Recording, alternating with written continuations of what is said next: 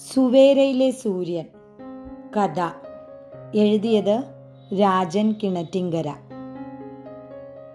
സുവേര എന്ന സ്ഥലം സമ്പത്തും ഐശ്വര്യവുമുള്ള ആരോഗ്യ ദൃഢഗാത്രരായ ജനങ്ങൾ വസിക്കുന്ന ഒരു കൊച്ചു ഗ്രാമമാണ്. എല്ലാ വീട്ടുകാരും കൃഷിപ്പണിക്കാരാണ്. പുരുഷന്മാർക്കൊപ്പം സ്ത്രീകളും സ്കൂൾ അവധി ദിനങ്ങളിൽ കുട്ടികളും രാവിലെ വയലിലേക്ക് ഇറങ്ങുന്നു. പിന്നെ വൈകിട്ട് 5 മണിവരെ ഉഴുതും കിളച്ചും ഞാറ് നട്ടും കളപറിച്ചും അവർ അവരുടെ ജീവിതത്തെ സുരഭിലമാക്കുന്നു.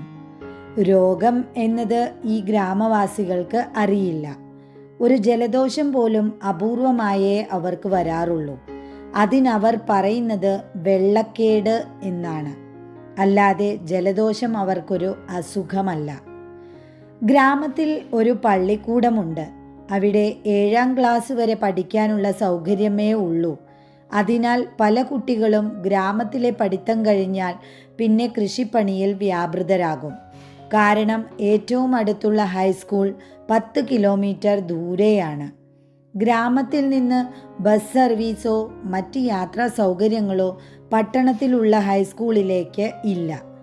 ഗ്രാമത്തിലെ ഏറ്റവും വിദ്യാസമ്പന്നരുടെ വിദ്യാഭ്യാസ യോഗ്യത 7ാം ക്ലാസ്സാണ്. ഡോക്ടറും എഞ്ചിനീയറും ഒന്നുമല്ലെങ്കിലും അവർ അധ്വാനം കൊണ്ട് ധനികരാണ്, സന്തോഷം കൊണ്ട് സംതൃപ്തരും. ഗ്രാമത്തിൽ ഒരു അങ്ങാടിയുണ്ട്. വൈകിട്ട് 6 മണി കഴിഞ്ഞാൽ അങ്ങാടി സജീവമാകും. അങ്ങാടിയിൽ പ്രധാന വിൽപ്പന കാർഷികോൽപ്പന്നങ്ങളാണ്. സ്വന്തം കൃഷിയിടത്തിൽ ഉണ്ടാക്കുന്ന വിളകൾ എല്ലാം ആ ഗ്രാമത്തിൽ തന്നെ വിറ്റഴിക്കുകയാണ് പതിവ്. പട്ടണത്തിൽ എത്തിച്ചാൽ നല്ല വില കിട്ടുമെങ്കിലും അവിടെ വരെ എത്തിപ്പെടാനുള്ള ബുദ്ധിമുട്ട് കണക്കിലെടുത്ത് എല്ലാവരും സ്വന്തം ഉൽപ്പന്നങ്ങൾ ലാഭം നോക്കാതെ ഗ്രാമത്തിലെ ചന്തയിൽ തന്നെ വിറ്റഴിക്കും. ഗ്രാമത്തിൽ അധികവും ഓടിട്ടതും തെങ്ങോല മേഞ്ഞതുമായ വീടുകളാണ്. മഴക്കാലത്തിനു മുമ്പുള്ള വീട് മേയൽ ചടങ്ങ് ഓണവും വിഷുവും പോലെ തന്നെ ഒരു ആഘോഷമാണ് ആ ഗ്രാമീണർക്ക്. അന്ന് പല വിഭവങ്ങൾ കൂട്ടിയുള്ള ഉച്ചയൂണ് ഉണ്ടാകും. വീട് മേയുന്ന ആൾക്ക് കൂലിക്ക് പുറമെ കോടിമുണ്ടും അരിയും നൽകി ആദരിക്കും. വീട് മേയാൻ അറിയുന്നവർ അധികം ഗ്രാമത്തിലില്ല. അതുകണ്ട് ഒരാളുടെ വീടിൻ്റെ മേച്ചിൽ കഴിഞ്ഞാണ് അടുത്ത വീട്ടിലെ ചെയ്യുക.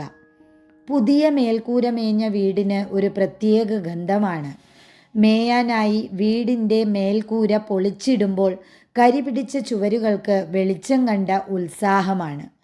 അങ്ങനെ അല്ലലും പരാതിയുമില്ലാതെ ഗ്രാമജീവിതം സുഗമമായി പോകുമ്പോഴാണ് പട്ടണത്തിൽ നിന്നും ഒരാൾ ഗ്രാമത്തിൽ താമസത്തിന് വരുന്നത്. ഗ്രാമത്തിൽ കുറേ കാലമായി അടഞ്ഞു കിടക്കുന്ന ഒരു വീട്.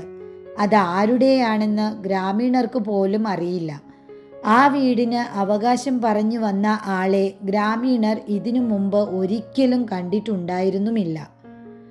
പക്ഷേ ഒരു ദിവസം അയാൾ അവിടെ വീട് പുതുക്കി പണിയാനും മതിൽ കെട്ടാനും തുടങ്ങിയപ്പോഴും ഗ്രാമീണർ അതിനൊന്നും ചെവി കൊടുത്തില്ല. ഇയാൾ സിംഗപ്പൂരിൽ നിന്നും വന്നതാണെന്നും അതല്ല അമേരിക്കയിൽ നിന്നാണെന്നും ആളുകൾ പല അഭിപ്രായങ്ങൾ പറഞ്ഞു. അയാളുടെ വീട് പണിക്ക് വേണ്ടി ഗ്രാമത്തിലെ ഇടവഴി വീതി കൂടിയ റോഡായി. അതിലൂടെ കല്ലും മണലും ഇഷ്ടികയും സിമൻറ്റുമായി ലോറികൾ തലങ്ങും വിലങ്ങും പാഞ്ഞു. രാവിലെ പട്ടണത്തിൽ നിന്നും ജോലിക്കാർ ഒരു വണ്ടിയിൽ വന്നിറങ്ങും. അവർ രാത്രി ഇരുട്ടിയാൽ പട്ടണത്തിലേക്ക് തന്നെ തിരിച്ചു പോകും. മുള്ളുവേലികൾ മാത്രം കണ്ട് പരിചയമുള്ള ഗ്രാമീണർ ആദ്യമായി കോൺക്രീറ്റ് മതിൽ കണ്ടു. ടെറസ് വീട് കണ്ടു. ടിവിയും ഡിഷ് ആൻറ്റിനയും എല്ലാം ഗ്രാമീണർ ആദ്യമായി കണ്ടു. അവർ അതിശയത്തോടെ മതിലിനു വെളിയിൽ നിന്ന് ഇതൊക്കെ നോക്കിക്കണ്ട് ആസ്വദിച്ചു. വിരലുകളിൽ കല്ലുകൾ പതിച്ചുള്ള മോതിരവും കഴുത്തിൽ പുലിനകം കെട്ടിയ കയർ പിരിച്ചിട്ടതുപോലുള്ള സ്വർണമാലയുമൊക്കെ ധരിച്ച വീട്ടുടമസ്ഥൻ ഗ്രാമീണർക്ക് ഒരു അന്യഗ്രഹ ജീവിയായിരുന്നു. അയാളെ അവർ മുതലാളി എന്ന് വിളിച്ചു. തൊഴിലാളിയോ മുതലാളിയോ ഇല്ലാതിരുന്ന ഗ്രാമത്തിൽ ആദ്യമായി അങ്ങനെ ഒരു മുതലാളി നിലവിൽ വന്നു.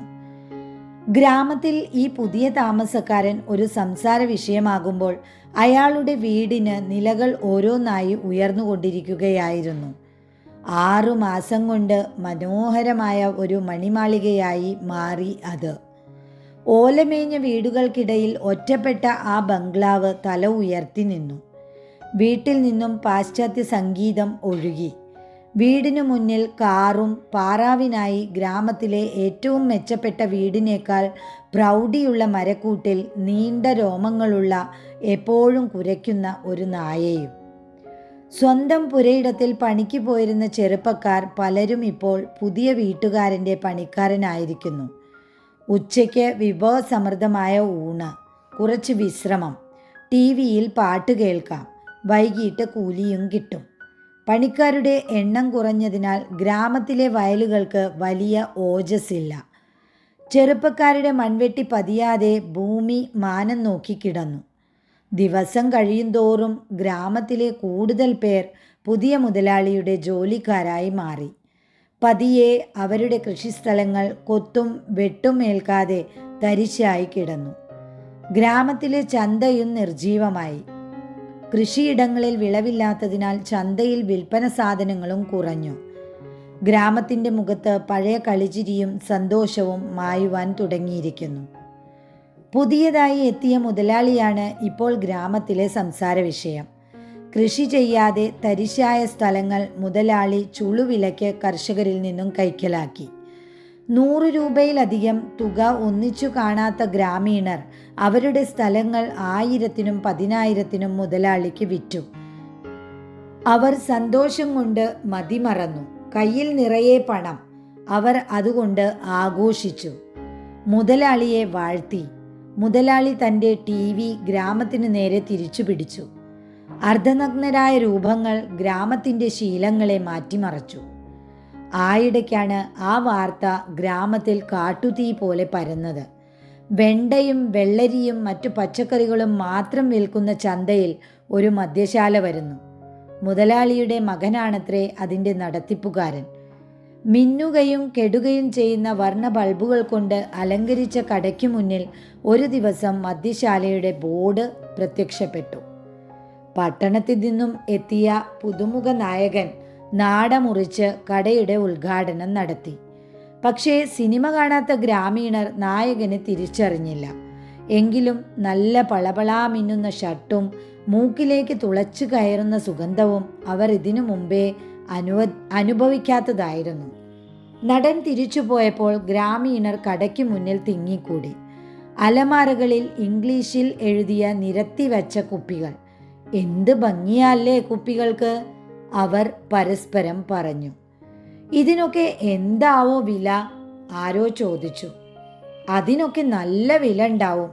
കുപ്പിയുടെ വലിപ്പം കണ്ടില്ലേ, ആ പുറത്തൊട്ടിച്ച സ്റ്റിക്കറിന് തന്നെ 100 ഉറുപ്പിക കാണും. ആളുകൾ പല പല ഊഹങ്ങൾ നിരത്തി.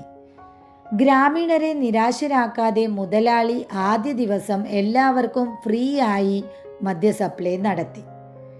കെട്ടിക്കിടന്ന ചിലവാകാത്ത കുപ്പികൾ വെറുതെ കിട്ടിയപ്പോൾ ഗ്രാമീണർ സന്തോഷം കൊണ്ട് മതിമറന്നു. മദ്യത്തിൻ്റെ രുചി അവർ അന്ന് ആദ്യമായി അറിയുകയായിരുന്നു.